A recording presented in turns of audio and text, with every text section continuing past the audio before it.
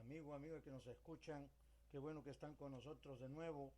Esto es desde la cabina de transmisiones de Radio Aguas Vivas, eh, listos para predicar un nuevo mensaje evangelístico titulado Tres pruebas de la resurrección. Tres pruebas de la resurrección. Si estás listo, abra su Biblia en el libro de Hechos, capítulo 26, versículos del 23 al 26. Dice así la palabra de Dios en el nombre del Padre, del Hijo y del Espíritu Santo, que el Cristo había de padecer y ser el primero de la resurrección de los muertos para anunciar luz al pueblo y a los gentiles. Diciendo él estas cosas en su defensa, Festo a gran voz dijo: estás loco, Pablo, las muchas letras te vuelven loco. Mas él dijo: no estoy loco, excelentísimo Festo, sino que hablo palabras de verdad y de cordura, pues el rey sabe estas cosas, delante de quien también hablo con toda confianza, porque no pienso que ignora nada de esto, pues no se ha hecho esto en ningún rincón. Oh, aleluya. Padre, te damos gracias por la oportunidad que nos das nuevamente de hablar tu palabra, predicarla, Señor, al mundo, a todos los confines de la tierra. Te ruego que la tomes, Señor, en el nombre de Cristo Jesús. Espíritu Santo precioso, llévala en tus alas, Padre, alrededor del mundo. Hazla, Señor, germinar en los corazones dispuestos, en los corazones abiertos a creer la resurrección de Cristo, Padre. Oh Dios, salva las almas este día. Salva las almas, Padre, todos los días en que este mensaje sea escuchado, porque lo hacemos para tu gloria, Señor. Lo hacemos para que todo aquel que cree en ti, Señor Jesús, no se pierda, mas tenga vida eterna. En el nombre de Jesús lo proclamamos. Amén. Hermanos, amigos, amigas, de nuevo muchas gracias por estar con nosotros. En el capítulo 26 del libro de los Hechos, Lucas el evangelista registra por tercera vez el testimonio de la conversión de Pablo, pero la razón por la cual Lucas la escribió tres veces, o escribió tres veces este testimonio, es fácil de entender, y es porque, aparte de la muerte y resurrección del Señor Jesucristo, no hay otro evento en la historia del cristianismo que sea más importante que la conversión de Saulo o el apóstol Pablo. Y ahora este Pablo había sido arrestado porque él predicaba de un cierto Jesús ya muerto, el que Pablo afirmaba estar vivo, dice Hechos 25:19. Y ahora Pablo estaba de pie con sus manos encadenadas ante el rey Agripa, dice la Biblia, y Agripa mismo era judío, así que Pablo defendía lo que predicaba basado en las profecías del Antiguo Testamento sobre la resurrección de Cristo. Y Pablo también se defendía a sí mismo diciendo que el rey Agripa ya sabía sobre la crucifixión y la resurrección de Cristo. Y es que la crucifixión y la resurrección habían tomado lugar casi 30 años antes y todos los judíos sabían de ello, incluyendo al rey Agripa. Así que Pablo dijo: pues el rey sabe estas cosas, delante de quien también hablo con toda confianza, porque no pienso que ignora nada de esto, pues no se ha hecho esto en algún rincón. Hechos 26:26. Porque el ministerio de Jesús había sido ampliamente conocido en Palestina y Agripa debía haber oído de él, porque la muerte y la resurrección de Jesús tenían muchos testigos y el evangelio cristiano ahora ya se había proclamado por 3 décadas. Hoy mucha gente piensa que la resurrección de Cristo fue un evento oscuro conocido solamente por unos pocos pescadores ignorantes, pero nada puede estar más lejos de eso. Todo judío en Israel sabía que la resurrección de Cristo había ocurrido y se había hablado de ella por todo el mundo romano por casi 30 años, porque la resurrección de Cristo no se había guardado en secreto, pues no se ha hecho esto en algún rincón. Dice Hechos 26:26. Todo lo que se había dicho acerca de Jesús sucedió en la mera capital de la nación, Jerusalén, y el Sanedrín y Pilato estuvieron involucrados, y Jesús era una figura nacional cuya fama llenaba las tierras alrededor. No fue en algún rincón, no fue un asunto pequeño y oscuro del cual nadie sabe nada, sino una cosa que es tan grande y vital, tan pública y de tan largo alcance, que el rey Agripa ahora ha sido obligado por el mismo cielo a darle su completa atención. Así que los enemigos de Cristo tuvieron 3 décadas para probar que Él no se había alzado de entre los muertos, y aún así habían fallado. Y no importa cuán fuertemente trataron sus enemigos de tratar de eliminar los testimonios, ellos habían fracasado en probar que Jesús permanecía muerto después de haber sido crucificado. Habían fracasado, y para el tiempo en que Pablo le hablaba al rey Agripa, miles de judíos y decenas de millares de gentiles proclamaban que Cristo había resucitado de los muertos. Aleluya, porque la resurrección de Cristo es el fundamento de la fe cristiana, y si el cuerpo de Cristo no se levantó de la tumba, no hay base para la fe cristiana. Entonces, el mismo apóstol Pablo dijo, si Cristo no resucitó, vana es entonces nuestra predicación, vana es también vuestra fe. 1 Corintios 15:14. Con razón los enemigos de Cristo habían tratado tanto de probar su no resurrección, pero todos fracasaron, pues no se había hecho esto en ningún rincón, dice Hechos 26:26. Vamos a ver este tema en 3 rápidos puntos en el nombre del Señor del cielo y de la tierra. Oh, aleluya. Primero, primera prueba, su sepulcro vacío. La primera prueba de la resurrección de Jesús es su sepulcro vacío. El hecho de que el sepulcro de Jesús estaba vacío 3 días después de que Él murió es una de las grandes pruebas de su resurrección, amigos, amigas.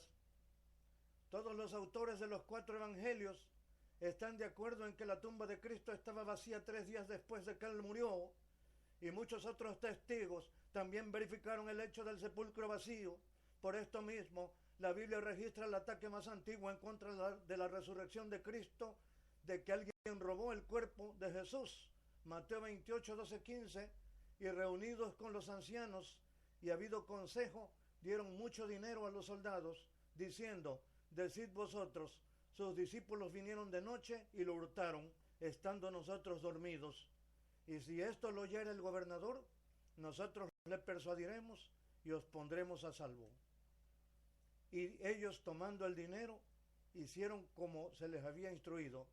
Este dicho se ha divulgado entre los judíos hasta hoy. Oh, gloria a Dios. Corrupción, amigo, amiga. Una corrupción que ha estado presente desde la historia antigua. Esto es cohecho, como los principales judíos le pagaron a los soldados para que dijeran que el cuerpo había sido robado. Fueron comprados. Ese testimonio falso fue comprado con corrupción, con dinero corruptible. Pero sabes, este argumento no convenció a mucha gente, porque el sentido común te dirá que los discípulos no robaron su cuerpo para pretender que Cristo había resucitado. Oh, porque 3 días antes los discípulos habían huido.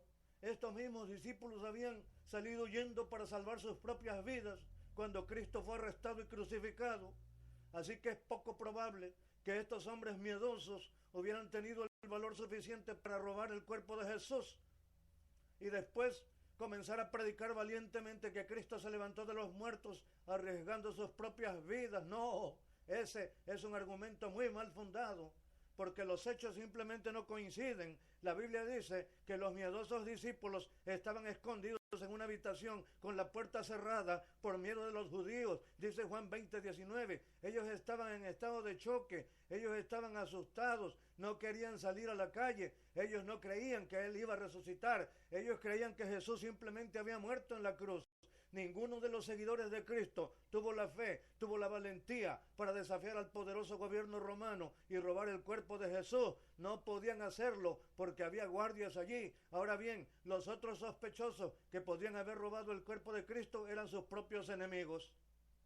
El problema con esta teoría es que los enemigos de Cristo no tenían ningún motivo para robar su sepulcro. Los sumos sacerdotes y otros líderes religiosos condenaron a Cristo a la muerte porque Él era amenaza al sistema religioso y al modo de vida de ellos. De modo que lo último que estos hombres querían era que la gente pensara que Cristo estaba vivo otra vez. Al contrario, la Biblia dice que estos líderes religiosos se esforzaron mucho para eliminar cualquier aspecto de su resurrección. Mateo 27, 62 al 66, al día siguiente, que es después de la preparación, se reunieron los principales sacerdotes y los fariseos ante Pilato, diciendo: Señor, nos acordamos que aquel engañador dijo, viviendo aún, después de 3 días resucitaré.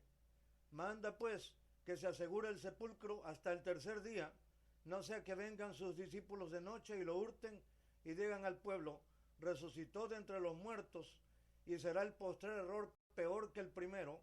Y Pilato les dijo: ahí tenéis una guardia, id, aseguradlo como sabéis.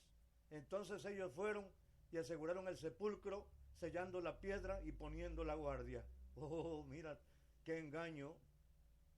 Otro cohecho, otro engaño. Ellos sellaron la tumba de Jesús y fueron y pusieron una guardia fuera del sepulcro. Así que parece que estos líderes religiosos creían más en la resurrección de Cristo que los propios discípulos, aleluya.